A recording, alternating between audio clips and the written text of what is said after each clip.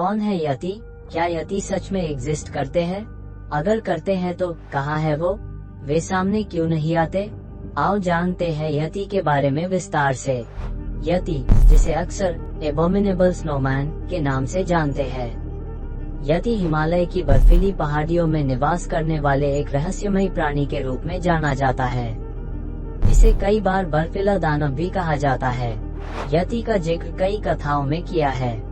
यति के बारे में कथाएं हिमालय के देशों में जैसे कि नेपाल, भूटान और तिब्बत में सदियों से चली आ रही है। यति एक लोककथा का हिस्सा है, अंतर्राष्ट्रीय स्तर पर एक रहस्य और आकर्षक का टॉपिक बन चुका है।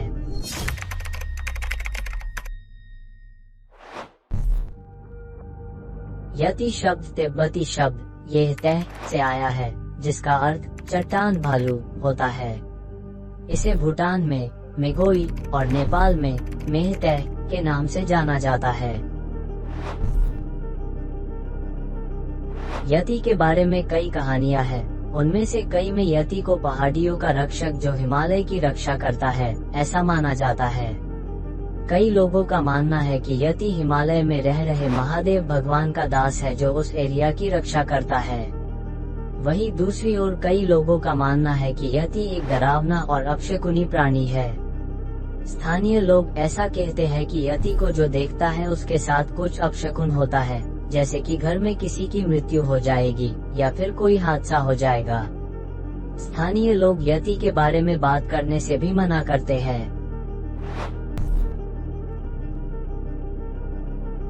यति सदियों से हिमालय की कहानियों का हिस्सा रहा है। स्थानीय लोग, विशेष रूप से शेरपा, बडी, बंदर जैसे दिखने वाले प्राणी की कहानियां सुनाते आए हैं, जो पहाड़ी क्षेत्रों में रहता है। राहुल सांकृत्यान एक प्रसिद्ध इंडियन राइटर, इतिहासकार और ट्रैवल राइटर थे। उन्होंने कई हिमालयी क्षेत्रों में ट्रैवल करके स्थानीय लोगों से उनके यति के बारे में विचार, उनके साथ घटी घटनाएं और कहानियां अपनी किताब हिमालय के रहस्य में विस्तार से बताया है।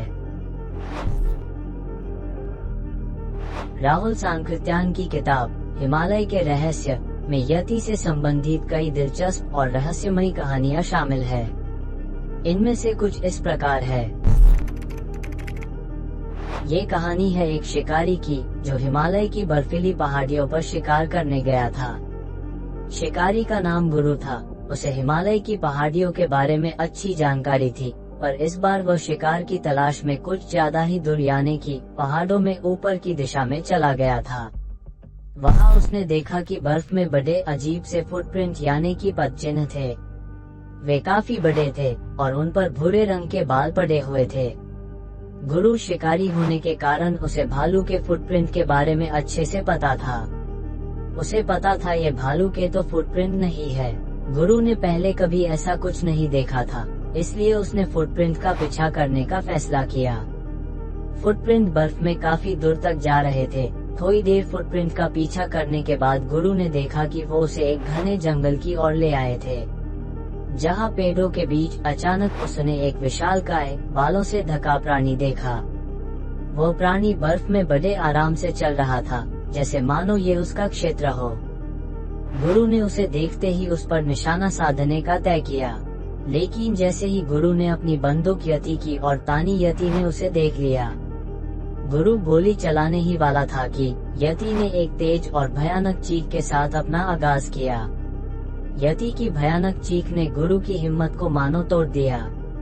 उस चीख में इतनी शक्ति थी कि आसपास के पेड़ भी कांप उठे और बर्फ के नीचे दबे सूखे पत्तों की सरसराहट ने वातावरण को और भी भयावह बना दिया।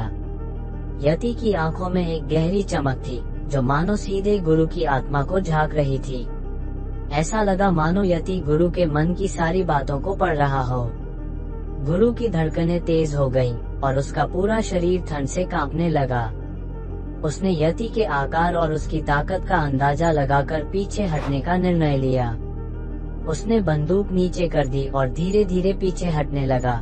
यति ने कुछ पल और खड़ा रहकर गुरु को देखा, फिर उसने अपनी चीख को रोककर एक गहरी सांस ली और बर्फीले जंगल में वापस चला गया, जैसे कि वो कभी वहां था ही नहीं। गुरु ने वापस जाकर गांव के लोगों को ये कहानी सुनाई और उसके बाद से वह कभी भी यति का पीछा करने की हिम्मत नहीं जुटा सका। इस कहानी में राहुल सांकृत्यान ने यति के प्रति आदर और डर के भाव को व्यक्त किया है, जो हिमालय के कठोर और रहस्यमय वातावरण का एक महत्वपूर्ण हिस्सा है।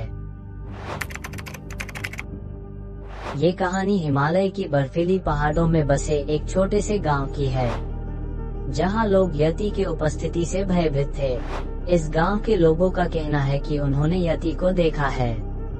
यति रात के समय में उनके गांव के आसपास आता है और कभी कभी अपने लंबे बालों और भारी शरीर के कारण डरावनी परछाई बनाता है। ये ठंडी और शांत रात थी, जब पूरा गांव गहरी नींद में डूबा हुआ था। सर्द हवाओं की सरसराहट और दूर बर्फीली पहाड़ियों से आती हल्की हल्की आवाजें ही रात के सन्नाटे को तोड़ रही थी। इसी बीच अचानक कुछ गांव वालों ने भारी भरकम कदमों की आवाजें सुनी, जो किसी साधारण जानवर की नहीं लग रही थी। कदमों की आवाज इतनी भारी और धीमी थी कि जैसे कोई विशालकाय प्राणी गांव की ओर आ रहा हो। कुछ लोग डर के मारे बिस्तर से उठ गए और खिड़की से बाहर झांकने लगे। वहां का दृश्य देखकर वे चौंक गए। गांव के किनारे पर एक विशालकाय, बालों से ढका हुआ प्राणी खड़ा था। वे कोई भालू नहीं था। गांव वालों को भालू के कदकाठी का पता था। उस एरिया में भालू को देखना कोई बड़ी बात नहीं थी। ये एक यति था। उसकी काफी लंबी कदकाठी थी और घने लंबे सफेद बाल थे। यति की उपस्थिति ने गांव वालों के दिल में एक भयभीत स्थिति पैदा कर दी थी। यति धीरे धीरे गांव की ओर बढ़ रहा था। उसका हर कदम बर्फीली जमीन पर फुटप्रिंट छोड़ता जा रहा था। यति की आंखों में अलग चमक थी, मानो वो किसी की तलाश में हो। लेकिन जैसे ही यति गांव के अंदर आने लगा, गांव के कुत्तों ने भौंकना शुरू कर दिया और गांव के कुछ लोगों ने अपने हाथों में मशाले लेकर बाहर निकलकर शोर मचाना शुरू कर दिया। कुत्तों के भौंकने और गांव वालों के शोर मचाने से यति मानो रुक सा गया हो, वो थोड़े समय के लिए ठिठक गया हो। यति को खतरा महसूस होने लगा। उसने अपने कदम पीछे ले लिए। फिर बिना किसी चेतावनी के यति ने अचानक से मुड़कर भागना शुरू कर दिया। उसकी गति इतनी तेज थी कि कुछ ही क्षणों में वह घने जंगल में अदृश्य हो गया। यति की इस अप्रत्याशित भागने की घटना ने गांव वालों को स्तब्ध और भयभीत कर दिया। इस घटना के बाद गांव में ये चर्चा होने लगी कि यति केवल रात के समय आता है और यदि उसे डराया जाए तो वह गांव से दूर भाग जाता है। इस कहानी के माध्यम से राहुल सांकृत्यान ने यति की उपस्थिति के प्रति ग्रामीणों की धारणाओं और उनके बीच फैले भय को जीवंत रूप से प्रस्तुत किया है। ये कहानी यह भी दर्शाती है कि कैसे स्थानीय लोग यति के साथ जीने के लिए अपनी रणनीतियां विकसित कर लेते हैं।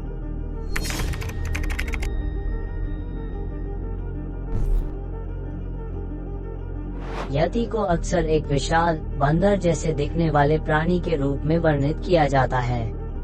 यति का चलने का तरीका बाइपेडल यानी कि ह्यूमंस जैसा दो पैरों पर चलने वाला बताया जाता है। यति के शरीर पर घने बाल जो कि भूरे या फिर सफेद रंग के होने का दावा है। यति की हाइट 6 से 10 फीट बताई जाती है।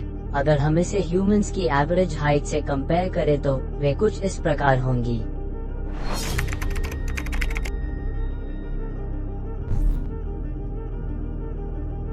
एरिक शिप्टन एक फेमस माउंटेनियर और एक्सप्लोरर थे। 1951 में एरिक शिप्टन और उनके साथी हिमालय में मकालू पर्वत के आसपास एक कैंपेन पर थे। इस कैंपेन का उद्देश्य उस समय के अननोन और डिफिकल्ट एरिया को एक्सप्लोर करना था। जैसे जैसे वे ऊंचाइयों की ओर आगे बढ़ रहे थे, उन्होंने बर्फ में कुछ अजीब और काफी बड़े पैरों के निशान देखे। पैरों के निशान 13 इंच लंबे और 8 इंच चौड़े थे, जो आम इंसानों के पैरों से काफी बड़े थे। निशानों का आकार और गहराई देखकर वे सोच में पड़ गए। पैरों के निशान बर्फीली ढलान के ऊपर से नीचे जा रहे थे और कहीं कहीं बर्फ में गहरे धंसे हुए थे, जो ये संकेत दे रहे थे कि ये जिसके भी है उसका वजन काफी अधिक है। शिप्टन और उनके दल ने इन निशानों के काफी फोटोग्राफ लिए, जिनमें एक फेमस तस्वीर है जिसमें उन्होंने वे निशान कितने बड़े हैं ये दिखाने के लिए अपने साथ के वेपन से कंपेयर किया था। ये तस्वीर बाद में यति के एग्जिस्टेंस को साबित करने में एक प्रमुख और विवादित सबूत बन गई।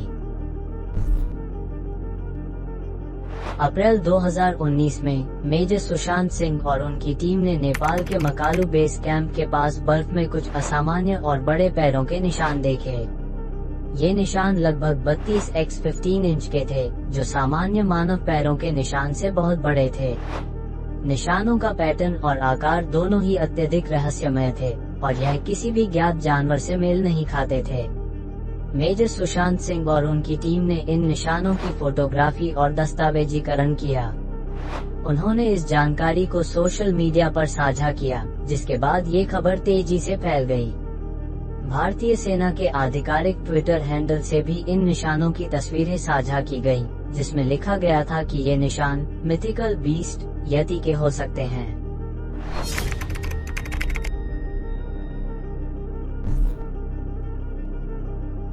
कई वैज्ञानिक यति को एक मिथ मानते हैं और देखे जाने की घटनाओं को हिमालयी भालू, तिब्बती नीले भालू या अन्य स्थानीय वन्यजीवों के रूप में पहचानते हैं।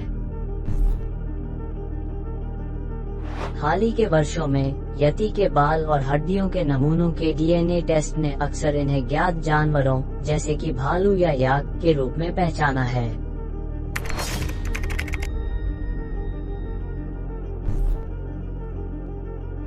यति की तरह बिगफुट नॉर्थ अमेरिका के जंगलों में रहने वाले एक कथित बंदर जैसे प्राणी के रूप में जाना जाता है। मंगोलिया और रूस के कुछ हिस्सों में जंगली आदमी या बंदर जैसे दिखने वाले प्राणी अल्मास की कथाएं हैं। सुमात्रा में ओरंग पैंडेक की कहानियां हैं, जो कुछ लोगों के अनुसार एक प्रकार के अज्ञात प्राइमेट हो सकते हैं। यति दुनिया के सबसे स्थायी और दिलचस्प प्राणी में से एक बना हुआ है। चाहे यह एक वास्तविक प्राणी हो, एक मिथ हो या केवल एक गलत पहचान वाला जानवर हो, यति दुनिया भर के लोगों की कल्पना को आकर्षित करता रहता है। इसकी उपस्थिति लोक कथाओं, मीडिया और साइंटिफिक डिबेट में ये दर्शाती है कि ह्यूमंस को अज्ञात और हमारे प्राकृतिक विश्व के रहस्यों में कितनी रुचि है। अगर वीडियो अच्छी लगे तो वीडियो को लाइक और चैनल को सब्सक्राइब जरूर करें।